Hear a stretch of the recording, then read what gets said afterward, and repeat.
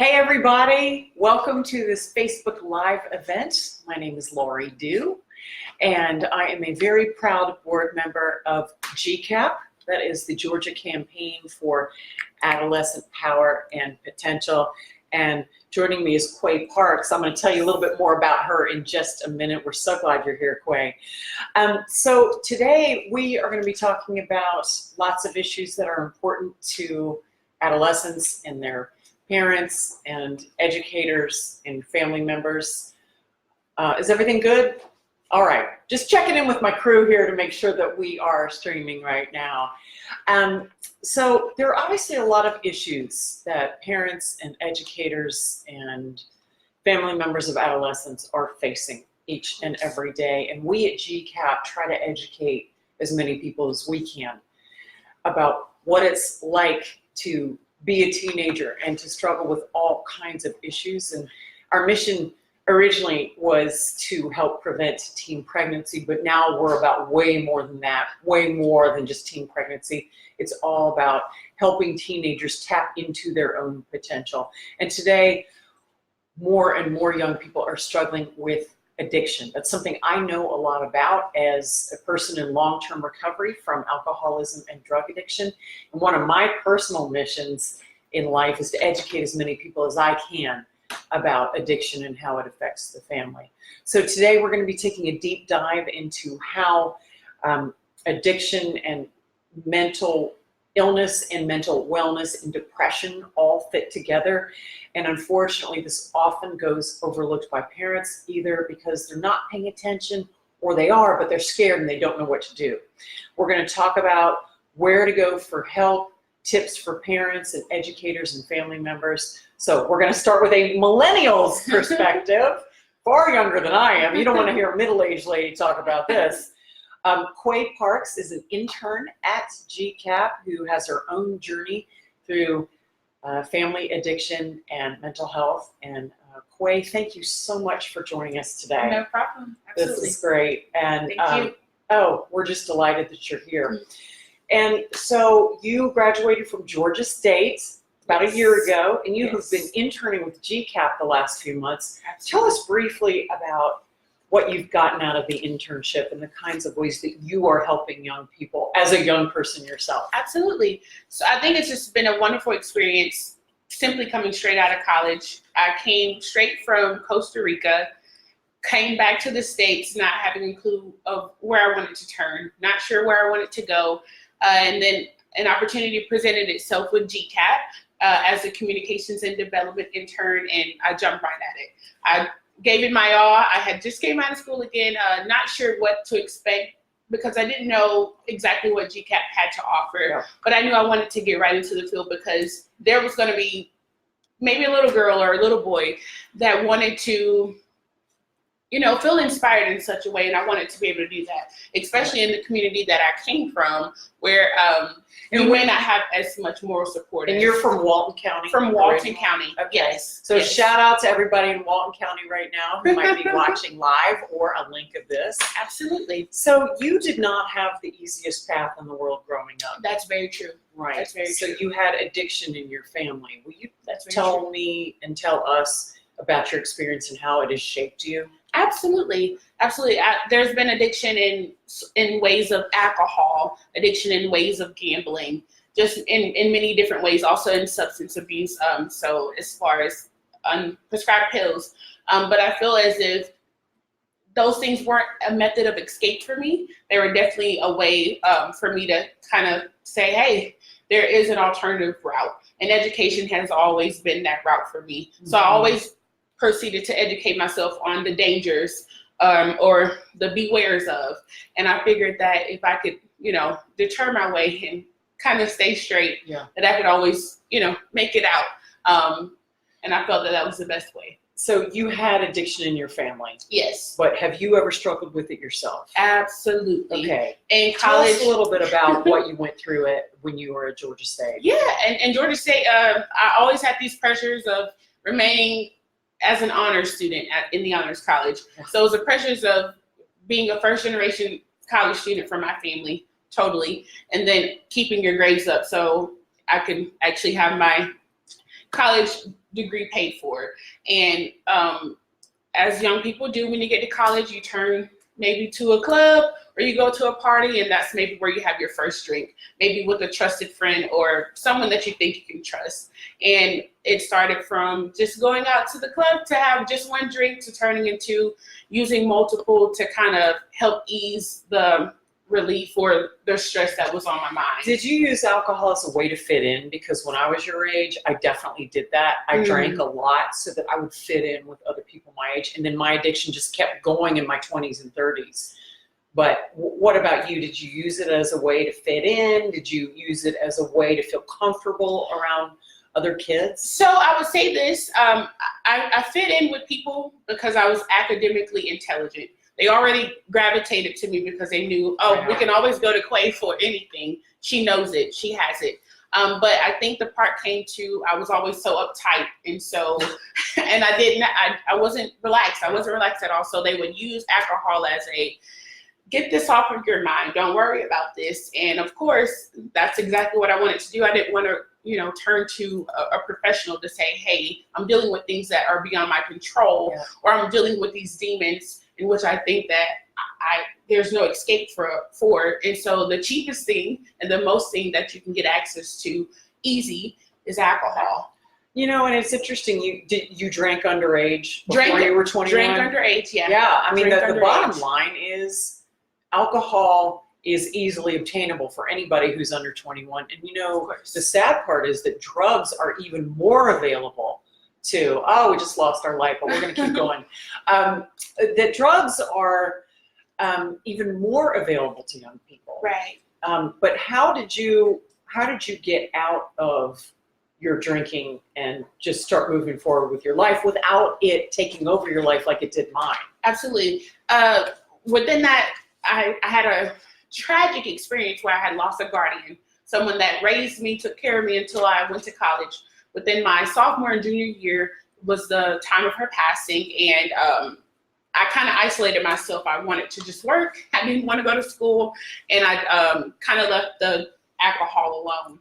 I knew that drugs they weren't a route for me at all, but I found out that there's more than being taboo. You can actually go seek help. I was raised in a church where you go to God and you get your prayers answered, or if you're dealing with something internally that He'll help you. But I knew it was more than that. It was something way deeper that I just could not control, and I needed help. So you asked God for help. Asked God for help, and I didn't feel like that was enough. So I proceeded to go to the Student Health Center, which I was already paying the services for. Right. And so I went there and I got help. And you know what? For students who are out there who are in college, the Student Health Center is for you. Absolutely. I remember myself, after I had a very traumatic experience with alcohol in college, I went to Student Health Center and I got the help I needed because I was concerned about some things. It is available to you. Do not be ashamed to go. Right. Okay, there's no stigma in going to the Student Health Center or asking anyone on campus for help. And if you're in high school and watching this, there's no shame in asking for help. You should ask for help. Always. Because if you're struggling with addiction or mental illness, the staff is there for you. Right. So do not be afraid to ask questions. And in terms of your strategies on coping with life now, what do you do to stay focused on your budding career, which is going to happen? I feel like we're going to be reading about you in a couple of years. Thank you. How you're going to be a huge rock star in the Atlanta community, or because you're fluent in Spanish, wherever you may end up living. What is the way you maximize your life? Totally right now is self-care. Again, I wanted to work to ease the pain, or I wanted to drink to ease the pain. But now it's all about self-care. I'm not saying that you can't have a drink or two on the weekend, but at the same time, you still have to manage self-care. You have to take care of yourself, because you can be doing all of these things or taking all of the advice from different people and not even taking care of yourself, not learning how to relax or to take a break or to be calm. Yeah. I mean, and what I want to continue to let people know is that, do not end up the way I did. I mean, I drank alcoholically for about 20 years. And I had a big high-profile TV career. I was an anchor on the #1 cable network in this country, and alcoholism and drug addiction almost killed me. You don't have to struggle the way that I did. I never thought I could ask for help, and when I finally did, I got it. Now, I was 38 when I asked for help. I wish I'd been younger when I asked for it. But I guess my final question for you for now, before we bring in our expert to talk more about what parents can do, is just to ask you about your work with young people. You touched on it a little bit earlier, but what kinds of things are you doing to help young people in high school and in college to make the most of their lives? Absolutely. So right now I'm already volunteering. That's everything that I do. Okay. I love volunteering, and I do that in my community, and I reach about 2,000 kids. And that's Wow. to say that we package these lunches. I come in early in the morning and I package these lunches, and I go out in my car and I deliver the lunches to the same 13 neighborhoods that I grew up in.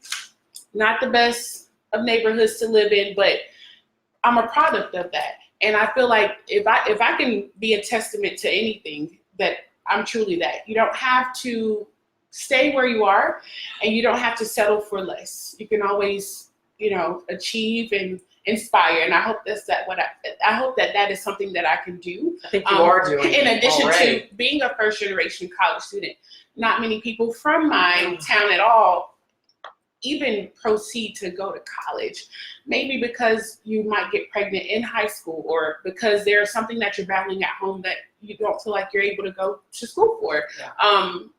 And I just want to be a testament to that. You are. I want to. And you know what I think you realize is that you're worth it. And for everybody watching out there, you are totally worth it. Absolutely. You are worth getting healthy for yourself. Yep. And you are worth asking for help. You're not alone in anything. And that's what we want to let people know, is that there are people to help you. If you're struggling with mental illness or addiction in any way, please raise your hand and ask for help, because we want the best for you. Because you are helping this next community of folks here in Atlanta and beyond understand that you can make the decisions that will have a positive impact forever. Healthy decisions. Yeah, healthy decisions. Healthy It's all decisions. about making those healthy decisions. Okay, final question for you. If you have a piece of advice for, first of all, people your age, and for parents, well, let me know. Let us know what they are right now. Definitely for people my age, do not be ashamed. Look right at the camera. Do not be ashamed whatsoever. Again, there's help. There's so many resources. There's so many avenues that you can take. The only thing you have to do is open your mouth and ask for help. There's a saying that a closed mouth does not get fed. So if you need help, always, and even if it's just reaching out to someone as me, that you maybe feel like maybe my parents don't understand, or they won't understand my language. Right. Find someone that you trust in your circle, or even as a peer. And then for parents, please, please, please have an opening ear, because maybe you're so busy that your kids, or whoever you're raising at the time, they may feel like you're shutting them off because you're not available. Always appear to be available, even if you're working, or whatever that looks like. A simple text to say I love you, or a simple text to say how was your day, not to just say come down to dinner, and actually being a part of their daily routines or their life. I think that's what counts most. So that would be my advice. Oh, that's great, Quay. All right, now we're going to scoot over a little bit, because we are bringing in an expert to join our conversation. Yeah. You want to wait for him to come sit down? All right. No. All right. Hey, say hello to Vaughn Gay. He is the Assistant Director of Counseling at Morehouse School of Medicine and is a licensed professional counselor. You're currently working on your PhD. I can't even imagine how hard that is. You told me you don't have any free time at all, and I'm sure that's the case. Sleep time as well. And you're at the University of Southern California. Right. Ooh, USC. I can't imagine a better place to go to school. He's an active member of the National Association of School Psychologists.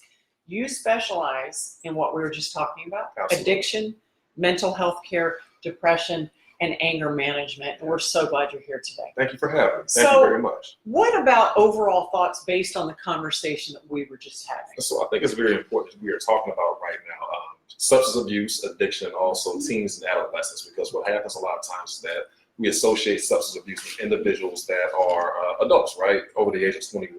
But as you said, teenagers and adolescents, they have a high access point to being able to obtain drugs and alcohol, et cetera.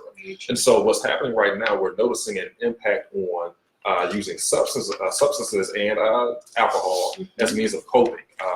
Adolescents right now are going through a lot of issues that are associated with social media, the fear of missing out, and the ability to not be able to measure up. That social stratification is so important. The teenagers is really having an impact, and it's exacerbated with the onset of social media. So Yeah, and in Right. fact, I want to talk about social media for a minute. I mean, I'm 50, and I feel pressure on social media sometimes to post the pictures and where do I look the thinnest or the most glamorous. And it's tough enough being middle-aged on social media. Right. But if you would maybe just look at the camera so we can see your face and tell us a little bit more about what parents and what teenagers can do to combat the pressure of social media. yeah, Do you say, I mean, can you be on it in a healthy way? to a degree, and it depends on what we're using that medium for. So if we're being completely honest, social media is a nonstop feed of the things that we're interested in. And so what it can cause is stimulation overload, right? And so we're constantly getting access, we're constantly assessing things that we gravitate towards all the time. So let's just say we're really into beauty and taking care of ourselves in a physical way, right?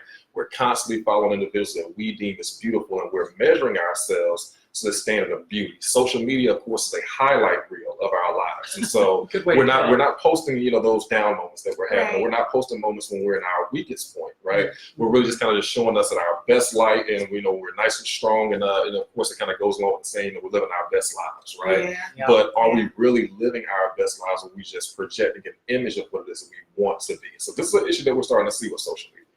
Quay, what about Wow. your experience with social Oh media my- and the pressure that you feel sometimes? Oh my goodness. I feel like every question, where are you at now? What job are you working at? You have to update your LinkedIn. You have to, your best selfie, or, you have to keep up with these national holidays. Take a picture with your national best friend, or, whatever that looks like. And sometimes you can get wrapped up with, I gotta put on this. I gotta look like this. I can't appear this way on social media. And that's even to take a trip to Walmart. Right. It's like you have to look and feel a certain way before you present yourself to anyone else. So, yeah, I was go going to ahead. say, to add a point to that, there are new studies that are starting to show addictions to social media. There And so are- that yeah. same reward system, we really talk about the science behind mental health, right? That same reward system that is triggered by alcohol or overeating or shopping, right, is actually being triggered by social media. And so there's an addiction that's going on right there with that. And then also with the advent of it, the way that it's structured and framed, it really kind of doubled down on the actual addiction of that individual. Okay, so let's move from social media addiction to addiction to Gotcha. substances, Gotcha. whether that's alcohol or pills Mhm. or drugs. What are you seeing right now in the, where you're studying and the young people you're talking to and the Right. communities you're talking to? Right. Well, one thing we have to realize is that being a teenager does not change, right? Teenagers, they were dealing with a lot of social issues in the 50s and the 60s, the 70s, 80s, all the way up until now. And so, things that were popular in terms of coping mechanisms, including alcohol and different types of drugs, kind of has changed based on what society is accepting of. And so with us being in the prescription pill era, right, that's what we're seeing a lot of teens accessing right now to use as a means of coping. I actually I got my start in mental health working at group homes in Atlanta. And so all the young men were required to receive psychiatric services, which means pretty much medication management. But they were taking these pills and then turning around and selling them in the schools. And so we're seeing kids that are taking prescribed psychotropic medications on the prescription and recommendation of their peers that are in the school. And so that's how you end up having students that end up in the hospitals because they just took something at a house party. They are taking something that a friend is letting them know that has helped them. They may overdose on that. Even with in college students, Adderall is very, very, very it's highly used. I know some friends of mine, their kid got addicted to Adderall in college. Yes. he would chop it up and then snort it Yes. to stay awake for exams. Exams. And did you see any of that when you were at Georgia State, or did you see that everywhere? I didn't see it, but I definitely heard about it. Heard Again, about it. the Yeah. pressures of having to have these grades. What can I do to stay Yeah, up all night? Pull that's right. all-nighters or, any of that. But I never saw it, but always heard of it. Even asked to do it, Yeah. but always rejected. Good. Yeah. So we want to encourage you who are watching right now to please ask questions in the comment section. We'd love to bring you into this conversation. We know you've probably got a lot of questions. Don't be afraid to ask. Now is the time.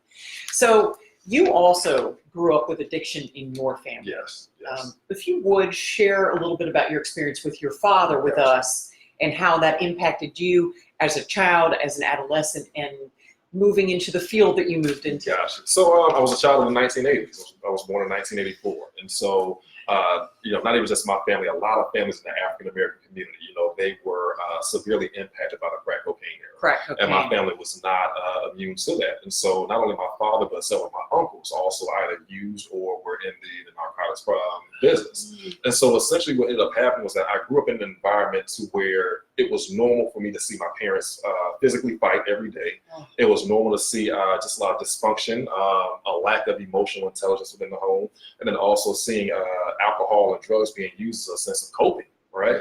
And so it was a repetitive cycle that I saw. And what happens is that children are very resilient, but they're also products of their environment. We're products of learned behavior. And so that had a major impact on my ability to, or my desire to have committed relationships, for a long time. Yeah. Because relationships looked and felt very painful. And so the person that's using the narcotics to cope with their own issues have no impact on how they're behaving or how they're thinking or moving, has such an impact on so many individuals that are associated with them. Right.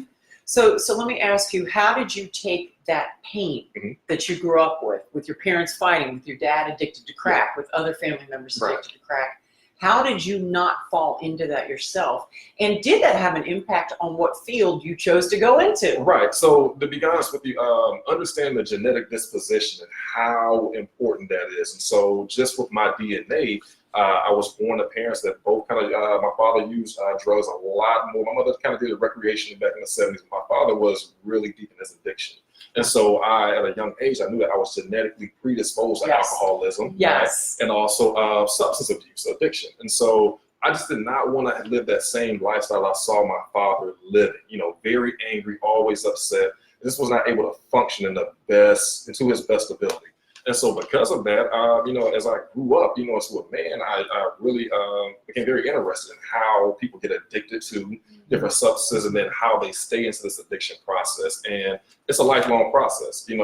Addiction is as serious and as debilitating as cancer. Right. And so we really have to be Even more so in right. some ways. And so we have to be able to place appropriate value on addiction. It's really good that within our discourse, we're treating it as an illness, but now we have to really take that to the next level and see how that's exacerbated and had an impact on other individuals. Yes. I mean, I know my addiction did not just affect me. Right. It affected my friends, Right. To a lesser extent, my family who lived in a different state, but it affected my place of work and how I was with colleagues. Yeah. We've got a question from Oriana Sanders. Oriana, thank you so much for reaching out to us. What is the best advice for someone struggling with addiction to begin to get help, to perhaps start exploring rehab? And, I can say for myself, I didn't seek help for a long time because of the shame and the stigma attached. Yes. How do people get over the stigma?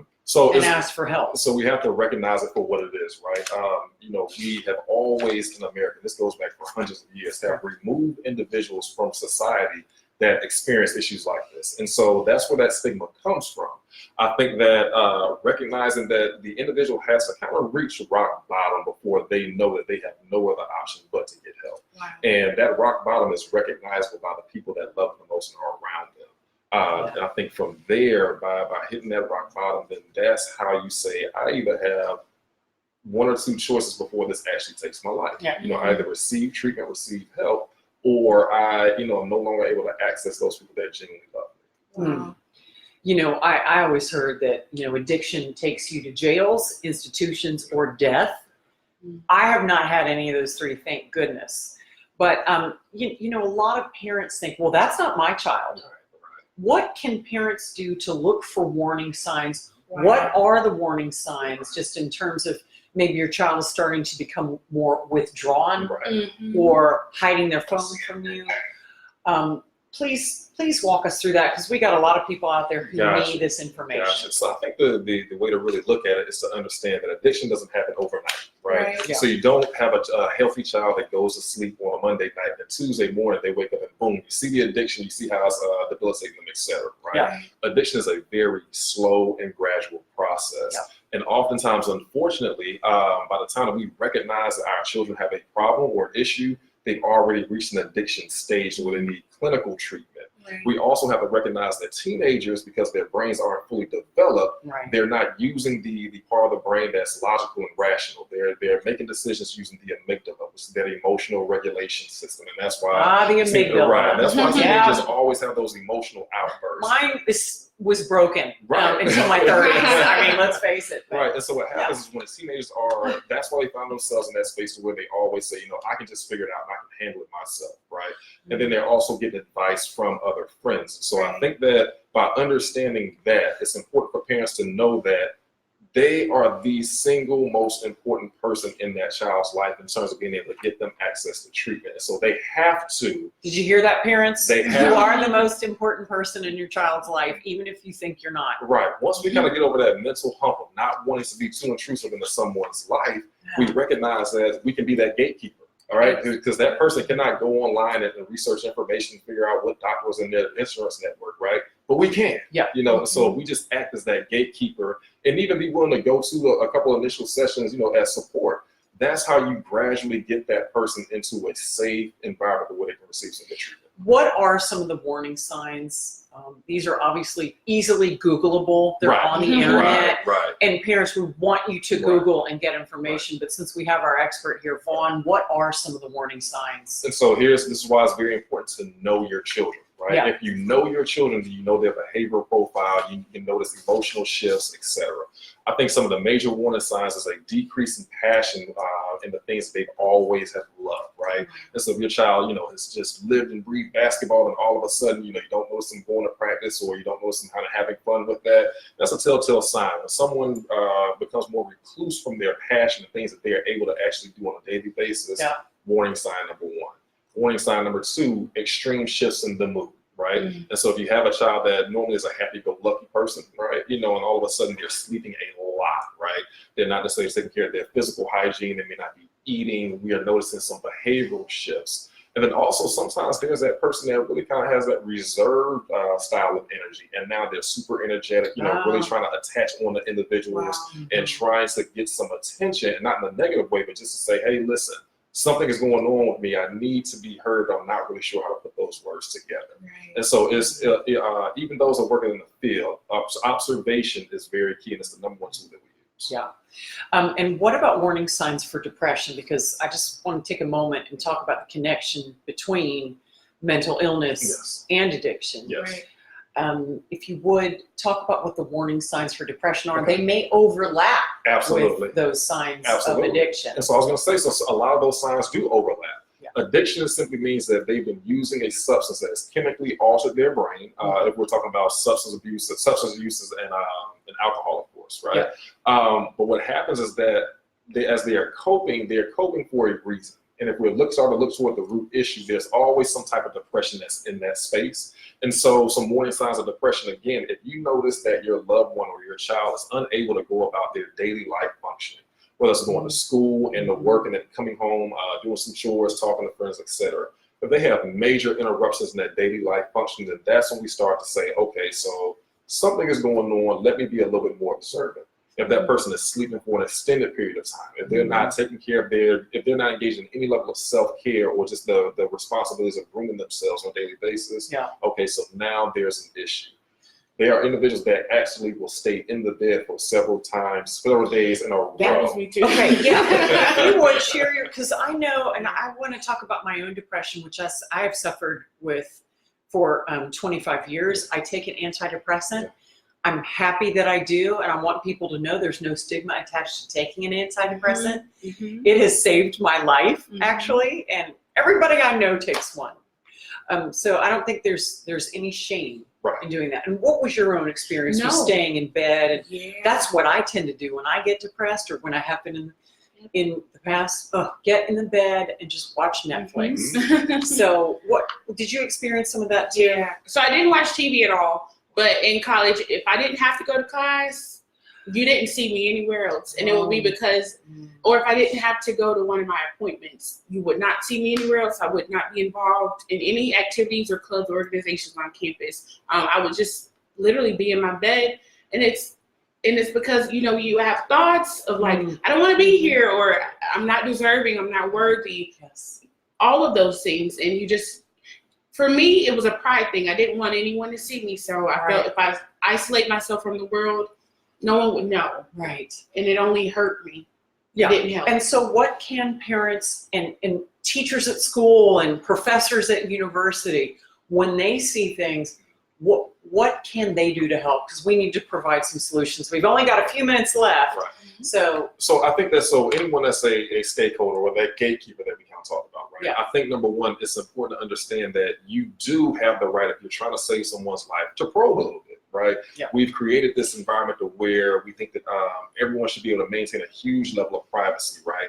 But if someone is actually having suicidal ideation, the number one thing that we can do to help is to start asking questions, right? A lot of times those individuals just want to be able to be heard, but they've actually engaged in some of that shaming process as well of themselves. And so we are, the individual that is in that space, we have to look at them as someone that has a debilitating illness, right? They cannot be able to seek out treatment and get help and heal themselves on their own. And so I think that anyone that is responsible for, any population of individuals that may, be exposed to some type of symptomology associated with depression or anxiety, probing and asking, it's kind of, hey, I know it's a little difference in some things, it's kind of your energy is shifted. And how have things been going? How have things been going? So have that honest conversation, Yes. even if it's tough, and even if you as a parent, you're like, oh, I don't want to ask. Right. I have a surly teenager Right, at home who right. doesn't want to talk to me. And here's why, because if it's tough for you to ask the question, imagine how tough it is for the person that wants to be able to talk Exactly. to actually kind of get that conversation started, Yeah. right? So there's some challenges on both ends. And what would a specific conversation sound like? Okay. Let's dialogue it. Gotcha. And so let's just say that you and I were coworkers, right? And you and I would always have lunch once every single Monday we would have lunch at one of our favorite spots, etc. Right? And I just noticed that we, maybe for about a couple of months in a row, we haven't, been able to have lunch. So, hey, we really have been able to spend a lot of time, like we normally do. Is everything kind of going okay for you? Okay. Yeah. Have that conversation. And then what about talking with your child same way? To a degree. If you're- And so okay. again, having that close, intimate relationship with your child and actually knowing them before they knew themselves. I think that, Good point. reassurance and reaffirming is very important. Letting them know that whatever's going on, whether it's positive or negative, right? There's always going to be a sense of support and love that is there, and that if there's anyone that they can talk to about just close personal things, it's the parent. And if they feel like they can't sometimes, I don't want to really kind of talk to mom or dad, because I'm too old at 15 to be doing that. Then a lot of children like structure, and they're willing to talk to individuals if the parent can prepare some structure. So I work with a lot of teams, and the parents have been the ones that have reached out to me and said, hey, listen, we've been trying to figure out what's going on with our child. We recognize that we can't do this on our own. Is there anything that you can do to help? And parents, remember, you were a teenager 25 years ago, 30 years ago, right? And you felt the same way, like, oh, I don't want to talk to my parents. But now you're the parent, and you want your kid to talk to you. Right. So I have a 21-year-old son, and he is a rising senior in college. And he came into my life later. He's from Kenya originally. Gotcha. And so he came from another country, and he's very quiet. And so I had to really pull it out of him. When he turned 15, 16, I said, no, look, let's talk about sex. I said, we will give you condoms. Right. We don't want you having unprotected sex. Now, we know you're going to experiment with drinking and drugs. Me too. Right. I'm in recovery. You know my story. But we had an open dialogue with him. Good, very good. And in fact, when he was a freshman in college, We gave him a box of 1,000 condoms that we got at, one of the discount places. We put them in the hallway at Georgetown, Gotcha. where he goes to school. And I hope everybody used them.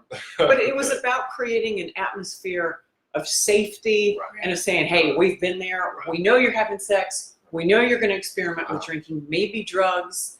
Talk to us about it. And he's been pretty forthcoming. Right. And I think that, just kind of just breaking through that weird, awkward space, right? We tend to circle around it, dance around it. But you say, hey, listen, let's talk about sex, right? Yeah. Because at a certain point in your life, you're going to be happy. I mean, he was so mortified. I said, honey, let's talk about sex. He's like, oh. Of course, but it's better to be mortified in that moment than to have a negative experience as an adult and saying, no one ever pulled me to the side and talked to me about this. That's right. So I think that's very important. Yeah. We have any other questions coming in? How much time do we have left? I'm talking to the boss here. We got 5 more minutes? 10 more minutes. Awesome. We're going longer. And please send us questions. We really, really want to hear from you. So what else might you want to talk about right now? Or is there anything you want to talk about to add to the conversation? We've got 10 whole more minutes. So I think that really talking about, we're talking about youth and adolescents, right? Yeah. Understanding how to meet them where they're at. And so parents tend to overshoot their shots, when it comes to really kind of figuring out how to reconnect with their children. Sometimes they try to do it through playing video games with their child. Sometimes they do it, with creating social media accounts and following them and all those things, right? I think a lot of times when we don't run towards the challenge, we tend to make it more awkward than it actually is. Right. And so, I have a 3-year-old son. I know that in about 10 years, I'm going to be having some of these same conversations with him. It scares me right now. Right. I mean, imagine what's going to be going on in 10 years. Exactly. And, social media is the biggest driver of a lot of these mental and emotional health issues right now. It could be something that none of us are aware about right now that may be coming about within the next 2 or 3 years will have a huge impact on his generation. And so I think that when it comes to those family members, those support members, getting comfortable with being a little uncomfortable is really a great way for everyone to be able to grow. Yeah, I love that. Getting comfortable with being uncomfortable. Yeah. I think I was afraid to talk to my parents about things, and I wish I hadn't been. And I can just remember. So let's talk about educators for a second. Gotcha. I did have a couple of teachers in high school who I could go to, and I valued that so much. Did you find people you could talk to when you were in high school or college? Were there those adults available? And what kind of an impact did that have on you? Yeah, so I had there was this nonprofit organization, Student Success Alliance, and they had these peer mentors or these student leaders, and basically they were able to kind of navigate and help you say, hey, do you have everything you need to graduate? Because again, if you don't have moral support at home, everyone thinks that, okay, yeah, she's good. She has the grades. She has everything. She's good. Nothing's wrong. Everything's going great. And in fact, it wasn't. But it was like, do you have everything you need to graduate? I didn't have everything. Do you, are you okay at home? Is everything good? Do you have enough food? Do you need, more school clothes? Maybe even just to be able to say, okay, yeah, I've seen her wear the repeated, outfit maybe 2 times that week, and someone else not catching on. But they were trained to kind of see those different things, and just to be able to have that one person. It doesn't have to be an army. Just to be able to have that one person to be able to go to, other than, your friends. It felt good. It felt really, really good. Yeah. And I think that there's a sense of creating a family. So you have your nuclear family, right? But then you can create another family support system for yourself that are people who are not related to you. Right. I was going to add a piece to that. From my own personal high school experiences, growing up in a single parent home, right, that was just very dominant in the Black community. In the 90s, just kind of speaking from my personal experience, the band directors that I had in high school are literally some of the same mentors that I have right now, almost 20 years later. You were in a marching band. Absolutely, at Stevenson High School, right? So I was Stone Mountain. So I think that just having those individuals that recognize that a lot of the students that they were involved with needed them more than just outside of the music, and so they gravitated towards us, providing this type of leadership for us. And always kept an open door and an open line of communication for any of us that reached out to them. And so all of them have grown within their careers and are stewards within the community. And so the lessons that they taught us in terms of manhood and relationships and business and just how to conduct yourself as a healthy citizen was so important. I think that kind of going back to what I said earlier, children need structure and they actually like structure. And so when it's provided for them, then they feel supported and they feel loved and they feel invested in. But when children just allowed to kind of just go out to the world and do what they want to do, then that's when a lot of the issues come about. So we're wrapping up our time, Okay. but I wanted to ask you, if there are young people watching right now and they're scared and they have an abusive parent or a parent who's simply not capable of helping them, what can they do? So I think the first thing is to place appropriate value on your feelings, and your experiences. Again, when children are born into an environment that is unhealthy and toxic, they do not know any other experiences. So that becomes their normal. But we also, all of us have that inner feeling of where we know something does not feel right. And so whether it's finding someone that's at school, on the coach on the sports team, someone within the church, anyone that we're connected to that has some type of close relationship that they can communicate with, being very truthful about the experiences, even if that means that a loved one may get in a little bit of trouble. It's very important to understand that you matter as an individual and that you cannot get to a point as a healthy adult if you do not process some of these issues that you go through as a child. Wow. And if you feel like you can't get out, you can. You can, Right? absolutely. There absolutely. are resources for Absolutely. anybody and everybody Absolutely. out there. You are not alone. That's what I was told when I first got sober, and I didn't think I could do it. And this is as an adult. But you're not alone. Yes. There are people who want to help you. There are people who will help you. Yes. Any final thoughts from you, Quay? I'm just so grateful to be able to have this platform because it's so taboo in the community that I'm from. And so just to be able to, if you're watching, to say, I know her, I didn't know she went through this, and to know that you can talk about it. It's not taboo with me. It's not taboo in any other place. You just have to talk about it. And how can people find you online Yeah. if they want to reach out to you? Absolutely. So it's Senquaesha. I know we've been using the alias Quay, but it's Senquaesha Parks, and then also, How do you spell Senquaesha? Oh yeah, it's real long. Okay, So go Senquaesha, ahead. it's Senquaesha. Middle initial is L, and last name is Parks, as in Rosa. Okay, great. Okay, and what about people who want to reach out to you? Absolutely. So the best way to get in contact with me is on Instagram. My handle is @theATLLPC. Also, my website is www.holisticatlanta.com. holisticatlanta.com. And anyone who might want to reach out to me on Instagram, I am @Laurie Dhue, LaurieDhue. I'm on Facebook, and we're all available, and we're just so glad that all of you joined us today. Young people, parents, educators, communities, and if you haven't been able to join us live and you're watching this link, please share it with as many people as you want, with everybody. Put it on your Facebook page, send it out on Twitter or Instagram. Let's just get it out there, because silence doesn't help anybody. What I've learned in the addiction movement is that you're only as sick as your secrets. Absolutely. So if you're getting your secrets out there and you're learning that there is no shame attached to mental illness or addiction, that's great. We want to provide resources for you, and please let GCAPP be a resource for you. So thank you so much for joining us, and visit gcapp.org, GCAPP.org, for more talking tips and conversation starters. Thank you so much. Thank you. We love you. See you guys later. Thanks. See you next time.